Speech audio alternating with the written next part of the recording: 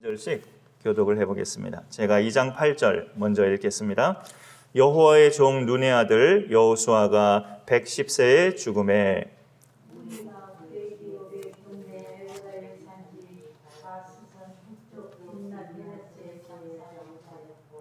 그 세대의 사람도 다 그 조상들에게로 돌아갔고 그 후에 일어난 다른 세대는 여호와를 알지 못하며 여호와께서 이스라엘을 위하여 행하신 일도 알지 못하였더라.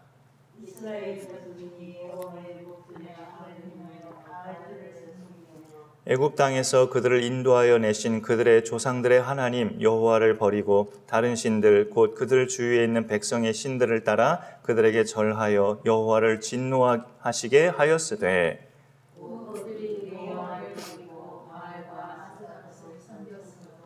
여호와께서 이스라엘에게 진노하사 노략하는 자의 손에 넘겨주사 그들이 노략을 당하게 하시며 또 주위에 있는 모든 대적의 손에 팔아 넘기심에 그들이 다시는 대적을 당하지 못하였으며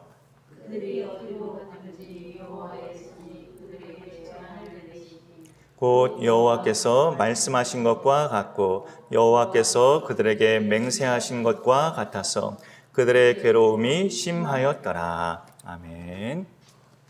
이 10대나 20대 아주 젊은 층들 사이에서는 이제 옛날에는 없던 말, 요즘에 그 생겨난 말들이 있죠. 그럴 말을 이제 신조어라고 그렇게 표현을 하는데 그 신조어 중에서는 줄임말들이 또 굉장히 많아요. 다 말하기가 귀찮아서 그런지 몰라도 마디마디마다 머리 글자만 탁탁 뽑아서 그렇게 줄여서 말하는 신조어가 많이 생겨났습니다. 10년 전에 부목사로 섬기면서 고등부 학생들을 담당할 때 애들이 쓰는 말 중에 자기들끼리 지몬미 이런 말을 하길래 지몬미가 무슨 뜻이냐라고 물어봤더니 지켜주지 못해서 미안해 이런 뜻이래요. 그걸 줄여서 지몬미라고 서로 뭐 미안한 일이 있을 때마다 지몬미 이러더라고요. 요즘에 잘 쓰는 줄임말 중에 알못이라는 말이 있는데 알지 못하는, 알지 못해서 알지 못한다라는 그런 뜻이죠. 그래서 오늘 말씀의 제목도 그렇게 한번 정해봤어요. 수요 예배 말씀 제목. 이 하알못세라고 이렇게 말이 좀 안 되는 어색한 그런 단어이긴 한데 하알못세. 그러면 좀 이제 아실 법도 한데요. 무슨 뜻일까요? 그러면은 알못이 알지 못하는 이란 뜻이라면 하알못세라고 한다면 하가 하나님이고요. 하나님을 알지 못하는 세대, 하나님을 알지 못하는 세대입니다. 그래서 한번 줄임말로 지금의 젊은 세대가 많이 쓰는 그런 줄임말로 한번 하알못세라고 그렇게 넣어봤습니다. 하나님을 알지 못하는 세대. 사실 슬픈 말이죠. 우리가 사는 지금의 시대도 하나님을 알지 못하는 세대가 대부분이에요. 아까 우리가 합심 기도할 때 그런 언급을 해봤지만 손자들이 이렇게 할머니를 살해하는 그런 시대가 어디 있어요, 사실. 하나님을 알지 못하는 세대니까 그런 짓을 만행하는 것을 우리가 보게 됩니다. 한국 교회를 보더라도 우리 교회도 좀 그런 추세긴 하지만 대부분의 한국 교회가 제 나이를 좀 기준으로 삼는다면 저보다 연세가 위이신 분들은 코로나가 있든 뭐가 있든 그런 환경에 크게 상관없이 예배가 흔들리지 않으시고 신앙생활의 기복이 그렇게 없으셔요, 별로. 근데 이제 저를 기준으로 해서 저보다 좀 아래인 연령층에 속한 대상들은 그렇지 못한 대상들이 굉장히 많은 것을 보게 돼요. 환경에 좌우되고 그 믿음이 이렇게 오락가락하는 경우들이 사실 많이 있죠. 각자의 사정이나 환경이 또 있기는 하지만 그래서 우리가 그런 현상을 볼 때 더더욱 나 자신도 그렇고 우리의 후세대도 그렇고 하나님을 잘 가르치고 전수하는 책임이 정말 크다라는 것을 느끼게 됩니다. 여호수아 시대를 보면 여호수아가 살아있는 동안에는 이스라엘 공동체가 하나님을 잘 섬겼어요. 오늘 말씀 8절부터 봤는데 7절 그 바로 위에 7절을 보면 백성이 여호수아가 사는 날 동안과 여호수아 뒤에 생존한 장로들 곧 여호와께서 이스라엘 위하여 행하신 모든 큰 일을 본 자들이 사는 날 동안에 여호와를 섬겼더라. 여호수아와 그 믿음의 장로들이 살아있는 동안에는 온 백성이 하나님을 잘 섬겼어요. 그런데 이제 믿음의 조상들이 세상을 떠난 후부터는 그 후손들이 계속적으로 하나님을 섬기는 것이 불투명해지더니 결국은 하나님을 알지 못하는 세대로 전락하고 말아버립니다. 우리 가정마다 믿음의 조상들이 살아있을 동안뿐만이 아니라 믿음의 조상들이 하나님의 부르심을 받더라도 그 후세대가 하나님을 잘 섬기는 그런 가정들로 복을 받을 수 있기를 간절히 소망합니다. 그런 복이 가장 귀하죠. 가정마다 그 복이 가장 귀해요. 이 귀한 복이 이스라엘 공동체는 안타깝게도 여호수아가 죽은 후에는 이어지지 못하고 그렇게 죄악이 반복되는 사사시대를 한동안 그렇게 보내게 되죠. 여호수아가 110세에 하나님의 부르심을 받게 되는데 그 후로는 이 백성들의 상태가 어떻게 됐습니까? 오늘 10절 말씀에 보면 그 세대의 사람도 다 그 조상들에게로 돌아갔고 그 후에 일어난 다른 세대는 여호와를 알지 못하며 여호와께서 이스라엘을 위하여 행하신 일도 알지 못하였더라 라고 되어 있습니다. 이 알지 못한다는 것은 들어본 적이 없다는 뜻이 아니고요, 믿지를 않는다는 뜻이죠. 근본적으로 알지 못한다는 것, 하나님에 대해서 인정하지 않고 믿음으로 받아들이지 않는다는 것을 알지 못한다라고 말을 해요. 하나님에 대해서 전혀 들어본 적이 없는 것은 아니에요. 예수님을 안 믿는 꼬맹이 어린이들도 예수님이라고 들어본 적 있니? 라고 물어보면 들어봤대요. 많은 아이들이. 그분이 어디에 달려 죽으셨는지 들어본 적 있니? 라고 물어보면 상당수 아이들이 십자가요 라고 말을 해요. 들어본 적은 많아요. 예수라는 분에 대해서 들어본 적도 많고 그분이 십자가에 달려 돌아가셨다는 말도 들어본 적은 많아요. 그런데 믿지는 않는 거죠.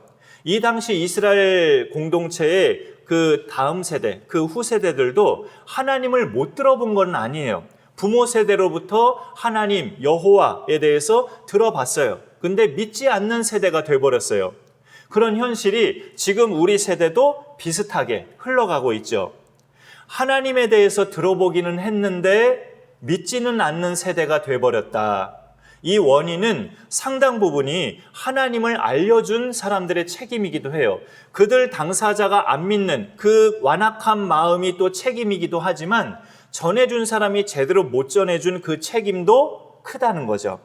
그래서 우리가 살아있는 동안에 우리 후세대가 하나님을 떠나지 않고 섬기고 살아가려면 그들도 잘해야 되지만 특별히 우리가 잘해야 할 것들이 많이 있죠. 그래야 그 후세대들이 하나님을 제대로 알고 제대로 믿고 그렇게 믿음을 이어갈 수 있다는 겁니다. 우리가 기본적으로 잘해야 될 것들을 오늘 말씀을 통해서 서너 가지 함께 나눠보고자 하는데 우선 우리 자신이 하나님만 확고하게 섬겨야 됩니다. 여호수아가 살아있을 때 오늘 본문이 사사기로 넘어왔지만 앞서 그 여호수아 마지막 장에 보면 여호수아가 백성 앞에서 단호한 결단을 해요. 오직 나와 내 집은 여호와만을 섬기겠노라. 너희는 섬길 자를 택하라. 여호와만을 섬기든지 강 건너 저 이방인들을 섬기는 우상신을 섬기든지 오늘 이 시간에 너희가 섬길 신을 택하라. 오직 나와 내 집은 여호와만을 섬기겠노라. 하나님만을 섬기겠다는 여호수아의 그 확고한 믿음을 여호수아 마지막 장에서 우리가 읽어보는 거예요. 지난 주일날 그 예배 말씀을 전하면서 인용했던 예수님 말씀이 있었죠. 그 인용했던 말씀도 산상수훈에 있는 말씀인데 한 사람이 두 주인을 섬기지 못할 것이니 이 주인을 더 섬기든지 저 주인을 더 섬기게 되든지 그렇게 오락가락하게 된다고 예수님이 말씀하셨습니다. 예수님이 말씀하신 두 주인은 하나님과 재물이지만 같은 맥락에서 여호수아도 오직 나와 내 집은 여호와만을 한 주인만을 섬기겠다는 그런 믿음의 고백을 한 것이죠. 그러자 백성도 그 여호수아의 단호한 결단의 말을 듣고 그 자리에서 결단의 고백을 해요. 백성들도 우리가 결단코 여호와를 버리고 다른 신을 섬기지 아니하겠나이다. 당신처럼 우리도 여호와만을 섬기겠나이다 하면서 그 자리에서 결단을 해요. 구약 성경에서 두 주인의 개념은 하나님과 우상신이죠. 예수님 말씀하신 두 주인의 개념은 그 시대에 맞게 하나님과 재물을 그렇게 두 주인으로 예수님은 표현하셨지만 구약 시대에 이제 우리가 성경을 많이 읽다 보면 두 주인은 살아계신 하나님과 이방신들, 그게 이제 말하자면 두 주인인데 우리도 결단코 이방신들을 섬기지 않겠다고 그렇게 말하자면 큰 소리치고 말을 한 거죠. 근데 이제 오늘 읽었던 사사기 2장 본문은 어떻습니까? 11절에 보면 이스라엘 자손이 여호와의 목전에 악을 행하여 바알들을 섬기며 애굽 땅에서 그들을 인도해내신 그들의 조상들의 하나님 여호와를 잊어버리고 다른 신들, 그 주위에 있는 백성의 신들을 따라 절하며 여호와를 진노하게 하셨다고 이렇게 말씀되고 있습니다. 여호수아가 살아있을 동안에 자기들 입으로 분명하게 말했죠. 우리도 당신처럼 여호와만을 섬기겠다고 그렇게 말을 했는데, 여호수아 죽고 나서 언제 그랬냐는 듯이 그 세대들도 물론 죽은 사람들이 많았겠지만 그 뒤의 세대는 정말 하나님을 알지 못하고 완전히 우상신들에 빠져있는 그런 안타까운 현실을 우리가 보게 되는 거예요. 이 세대가, 우리의 후세대가 하나님을 잘 섬기려면 우리 앞세대가 하나님만 섬기는 모습을 확실하게 보여주는 것, 재물도 아니고 이방 우상신도 아니고 오직 살아계신 하나님만을 인생의 전부로 섬기고 사는 그 모습을 확실하게 보여주는 것이 필요하다라는 것을 우리가 볼 수 있죠. 우리 자신이 삐걱거리면서 하나님 섬겼다가 재물 섬겼다가 어디 다른 데 기웃거렸다가 이렇게 우리가 오락가락하면 우리 후세대는 안 봐도 비디오죠. 안 봐도. 그러니 우리 앞세대가 하나님만을 온전히 섬기니 확고한, 정말 하나에 그 집중하는, 시선을 하나님께만 두는 그 믿음이 확고하게 인생의 그 숨을 거두는 순간까지 그렇게 쭉 이어갈 때 우리 후세대가 그것을 기억한다는 거죠. 우리 부모님 정말 그렇게 섬기셨지, 나는 이 꼴이 이게 뭔가 하면서 회개하고 돌아오게 됐다는 거예요. 반드시 그것을 우리가 기억하면서 우리 앞에 세대가 잘해야 될 것 중에 하나가 여호수아가 고백한 것처럼 오직 나와 내 집은 여호와만을 섬기겠다는 이 하나님 제일주의 신앙, 다른 것에 두 갈래로 갈라지지 않는 온전히 한마음 돼서 하나님께만 집중하는 이 신앙, 이것이 확고하게 서야 된다는 것입니다. 그 다음에 두 번째로 우리가 또 잘해야 될 것은 우리의 삶에서 하나님을 생생하게 체험해가는 그런 산믿음, 이것이 우리 또 후세대에게 잘 보여져야 돼요. 10절 하반절에 보시면은 여호와를 알지 못하며 여호와께서 이스라엘을 위하여 행하신 일도 알지 못하였더라.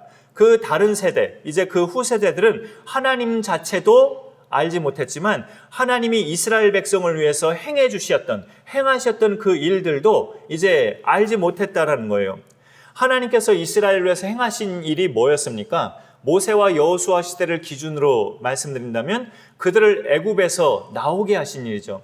그들을 애굽에서 나오게 하시려고 그 애굽 땅에 재앙을 내리시고 그로 인해 이스라엘 자손을 그 땅에서 구원해내시고 홍해를 가르셔서 그들을 건너게 하시고 40년 광야 생활 동안에 먹이시고 입히시고 그리고 때마침 약속의 땅, 마침내 약속의 땅 가나안으로 들어오게 하시기까지 그 땅에 정착한 이방 족속들을 다 이기게 하신 일, 출애굽서부터 가나안 땅 정착까지 하나님께서 행하신 그 모든 일이 바로 행하신 일이에요. 그런데 그 다음 세대가 여호와께서 이스라엘을 위해서 그렇게 다 행하셨던 그 일들도 알지 못했다고 이야기합니다.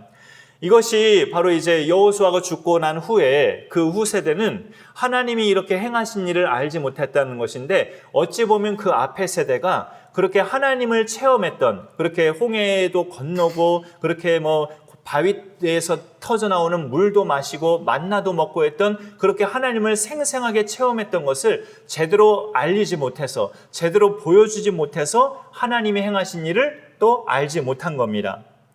하나님이 행하신 일들을 여호수아와 그 시대 사람들은 생생하게 체험했기 때문에 여호수아는 나와 내 집은 오직 여호와만 섬기겠다고 어렵지 않게 고백할 수가 있었던 거죠. 살아계신 하나님을 생생하게 체험했으니까 생생하게 체험할수록 하나님에 대한 믿음이 더 확고하게 설 수밖에 없죠.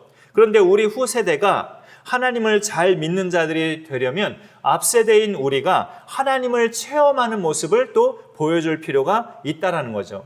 하나님을 체험하는 그런 현장들, 그런 결과물들, 이런 것들을 자녀 세대에게 보여줄 수 있어야 되는 겁니다. 부족했는데 하나님의 채워주신 그런 역사, 극적으로 하나님께서 나를 도와주신 그런 역사, 내 힘으로는, 내 능력으로는 도저히 감당할 수 없는 일인데 정말로 해내고도 남게 된 그런 역사, 오랫동안 안고 살아왔던 집안의 문제가 한순간에 해결된 그런 역사, 우리 인생에서 하나님이 역사하신 경우들이 꽤 많거든요. 그런 경우들이 있을 때마다 그거를 자녀들에게 그대로 보여주는 거예요. 너 저번에 왔을 때 우리 집안에 이런 문제 있었지? 근데 오늘은 완전히 사라졌어. 네가 오늘 오기 전까지 그 사이에 우리 집안에 그 문제가 완전히 사라졌어. 하나님이 도와주셔서 우리 집안에 그토록 오래 있던 이 문제가 사라진 거야 하고 이렇게 보여줄 수 있는 하나님에 대한 산 체험이 우리 가운데 있어야 믿음이 확고하고 더욱더 자신 있게 후세대에게 하나님을 전수할 수가 있어요. 믿음 없는 사람은 그걸 또 하나님의 역사라고 안 믿죠. 사실은 운이 좋아서 그런 거죠. 아버님이 노력을 많이 하셔서 그렇게 된 거죠 라고 이렇게 말할 수 있어요. 그러나 우리의 눈빛이 정말 파릇파릇하고 눈빛이 막 빛나고 우리가 확신 있게 말을 하면 이건 하나님의 역사야 하고 우리의 눈빛과 표정이 확신이 있고 우리의 입이 정말 힘 있게 그렇게 말을 하면 내 입과 눈빛과 그 말을 자녀들이 기억하면서 잊어버리지 않게 되거든요. 너무나 부모가 눈빛이 강렬하게 확신 있게 너무나 힘 있게 믿음으로 말을 하니까 그것이 잊혀지지 않거든요. 아무리 믿음 없는 자녀라도. 그리고 잊혀지지 않으면 그것이 언젠가는 또 떠올리고 떠올려서 하나님을 찾게 되거든요. 그러니 우리가 하나님을 생생하게 전수하고 알려줄 때 우리의 눈빛과 우리의 말도 확신 있는 것이 대단히 중요하다라는 것을 생각해 볼 수 있습니다. 그리고 또 우리가 잘해야 될 것 세 번째 하나 더 든다면 다음 세대에 우리가 하나님에 대해서 잘 전수하려면 말 그대로 잘 전하고 가르쳐야 됩니다. 오늘 본문은 사사기지만 가끔씩 신명기 6장 말씀을 인용한 때가 있었어요. 오늘 내가 너희에게 명하는 이 말씀을 너는 마음에 새기고 네 자녀에게 부지런히 가르치며 집에든 길을 갈 때든 누워있을 때든 일어날 때든 이 말씀을 강론할 것이며 라고 신명기 6장에서 이야기하고 있습니다. 유태인들은 그 신명기 6장 말씀을 생명처럼 여기면서 어릴 적부터 자녀 교육을 철저하게 율법을 완전히 그렇게 암송하고 읽게 하고 철저히 율법을 준수하는 사람들로 그렇게 키워가죠. 우리 자신이 하나님을 섬기고 하나님의 역사하심을 체험하는 것도 중요하지만 또 빠뜨릴 수 없는 것이 하나님을 가르치고 전해야 실질적으로 하나님을 가르치고 전해야 우리 후세대가 믿음을 갖고 살아갈 수 있어요. 내가 본이 되는 모습만 보여주는 걸로는 부족할 수 있다는 거죠. 내가 본이 되는 모습을 보여주는 것도 대단히 중요하지만 실질적으로 내 입으로 성경의 말씀을 가르치고 하나님을 알려주는 것도 대단히 중요하다는 것을 알 수 있습니다. 내가 누군가에게 예수님을 전하는 것도 똑같은 원리죠. 내가 하나님만 잘 섬기는 믿음의 사람으로 살고 하나님에 대한 생생한 체험이 있는 것 중요하지만 여기까지는 내 믿음 생활을 그냥 보여주는 거예요. 불신자들에게. 나는 이렇게 살아가고 있다. 나는 이런 사람이다. 나는 이렇게 사는 사람이다 하고 믿음의 모습만 보여주는 거죠. 그러나 한 영혼을 예수께로 온전히 인도하려면 복음을 분명하게 들려줘야 할 필요성이 있어요. 복음을 분명하게 전해줘야 그 영혼이 돌아오죠. 내가 믿는 사람으로서 전도 대상자 앞에서 본이 되게 살고 덕이 되게 사는 것도 중요하지만 결정적으로 예수님이 누구신지 알려줘야 그 사람이 예수님을 알게 돼요.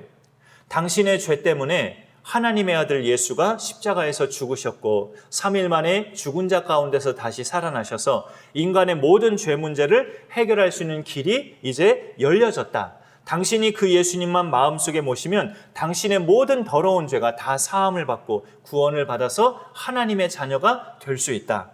이 복음을 분명하게 전해야 예수님을 만날 수 있다는 거죠. 내 삶이 본이 되고 모범적으로 살아가는 모습을 보여주는 것도 중요하지만 실제로 복음을 전해줘야 그 사람이 예수님을 만날 수 있다는 겁니다. 이 원리와 똑같이 하나님을 믿기는 하지만 뭔가 건성으로 믿는 우리 후세대가 정말로 하나님을 인격적으로 만나려면 우리가 모범적으로 신앙생활을 하는 것도 중요하지만 하나님이 누구신지 전하고 가르쳐야 그 후세대들이 하나님을 제대로 만날 수 있다는 것입니다. 그렇게 가르치고 전해야만 그들의 머릿속에 있는 모든 생각과 그들의 몸에서 나오는 모든 행동을 하나님 중심으로 하게 되죠. 세상 중심으로 하지 아니하고. 그러려면 자꾸 그들을 말씀으로 인도해야 돼요. 나도 말씀을 가까이 하고 우리 후세대도 말씀을 가까이 하도록 말씀으로 인도해야 하나님을 생각하면서 모든 결정하는 순간마다 하나님을 떠올릴 수가 있죠. 예전에 가족 오락관이라는 그런 예능 프로가 있었죠. 지금은 그 비슷한 예능 프로가 막 대단히 또 많은데 잡다하게 그 가족 오락관 프로그램을 보면 여러 가지 막 레크레이션 게임 중에서 제일 앞에 있는 사람이 어떤 문장이나 단어를 그 제일 앞 사람이면 보여주고 뒷사람들은 다 몰라요. 그래서 그 제일 앞 사람이 문장이나 단어를 보고 그걸 이제 몸짓으로 표현하는 거죠. 뒷사람 등을 딱딱 두드리면서 그럼 뒷사람이 뒤를 돌죠. 그럼 제일 먼저 그 문장을 봤던 사람이 몸짓을 막 해가면서 그 뒷사람이 다음 사람에게 전해주고 그 다음 사람이 또 다음 사람을 전해주고 제일 마지막 사람이 그 문장이 뭐였는지 알아맞히는 거죠. 그러면 제일 처음에 그 문장을 본 사람이 동작을 정확하게 동작을 누가 봐도 이해되기 쉽게 동작을 해야 그 뒤로도 잘 전해질 수가 있어요. 근데 그 문장을 본 사람이 어설프게 동작을 하면 제일 마지막에 가 있는 사람은 엉뚱한 답을 말하죠. 그 답이 그게 전혀 아닌데 완전히 엉뚱한 답을 말해서 웃음을 자아내는 그런 가족 오락관의 프로들이 많이 있었어요. 그것을 볼 때 그거는 그냥 웃자고 하는 프로그램으로 끝나는 거지만 이 하나님을 전수하는 것에는 그렇게 전하면 안 되죠. 정말 자녀들이 우리가 어설픈 동작으로 하나님 전했다가 엉뚱한 신을 믿고 우상신에 빠지면 이거는 낭패요 실패작인 거잖아요. 그런 것을 우리가 볼 때 하나의 그런 예지만 우리가 정말로 정확하게 하나님을 전수하는 책임이 커요. 정확하게 하나님을 전하려는 방법은 성경대로 전하는 겁니다. 성경대로. 성경에 하나님을 뭐라고 말씀하고 있는지 그 성경이 말씀하는 하나님을 전하면 돼요. 요즘에 새벽기도에 요한일서 보지만 하나님은 사랑이시라 굉장히 반복되고 있어요. 성경에 하나님을 사랑이라고 말하면 하나님은 사랑의 하나님이다라고 전하면 되죠. 네가 이 십수년 동안 교회를 안 다니고 주일 예배를 빠지고 네가 온전하게 믿음 생활을 안 했어도 하나님은 사랑이시기 때문에 이제라도 돌아오면 하나님은 너를 얼마든지 받아주시는 그런 사랑의 하나님이라고 전하면 돼요. 성경이 하나님을 사랑이라고 말씀하고 있으니까. 그래서 그 사랑의 하나님이 독생자까지 널 위해서 주셨고 우리가 그를 믿음으로 멸망에서 영생을 얻게 된 그런 축복을 누리고 이렇게 사는 거다라고 그렇게 성경에 있는 대로 뼈대를 중심으로 해서 성경대로 하나님을 전하면 우리는 할 일 다 한 거예요. 할 일 다 하면서 하나님이 부르실 때 우리는 부끄러움 없이 하나님 앞에 설 수 있게 되는 것이죠. 성경대로 하나님을 전하면 그게 말하자면 말씀을 전하는 거기 때문에 말씀을 전할 때에는 성령이 역사하셔요. 성령이 역사하시기 때문에 받는 자들에게 믿음으로 반응할 수 있게끔 성령께서 그렇게 역사하십니다. 우리가 후세대들에게 하나님을 잘 전하고 가르치려면 성경대로 전해야 되는데 그거는 곧 말씀을 전하는 거기 때문에 성령이 역사하신다. 성령이 역사하시면 듣는 사람들이 믿음으로 반응하게 된다.